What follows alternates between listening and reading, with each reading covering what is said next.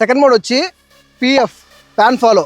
ఈ షాట్లో మనం చాలా అంటే మోస్ట్ ఆఫ్ ది సినిమాటోగ్రఫర్స్ ఎవరన్నా కానీ ఈవెంట్స్లో అందరూ కూడా మోస్ట్లీ ఈ షాట్ ఎక్కువ యూస్ చేస్తారు. ఇది ఏంటంటే సి టైప్ అనమాట. సి టైప్ షాట్కి, తర్వాత రౌండ్ షాట్కి, అన్నిటికీ ఈ షాట్ పక్కా యూస్ అవుద్ది. సో మనం ఈ షాట్లో ఇంకో షాట్ కూడా తీయొచ్చు. ఫస్ట్ మీకు ఈ షాట్తో ఏం చేయాలో మొత్తం స్టెప్ బై స్టెప్ నేర్పిస్తాను. కరువు తిప్పాలంటే సో సబ్జెక్ట్ ఉన్నప్పుడు మనం కరెక్ట్గా ట్రాక్ లాగా వెళ్ళాలి. ఒక ట్రాక్లో మనం వెళ్తాం కదా, రౌండ్ ట్రాక్ లాగా, అలా జీరో కట్ లాగా మన సబ్జెక్ట్ మధ్యలో పెట్టుకొని కరెక్ట్గా రౌండ్ షాట్ వేయాలన్నమాట.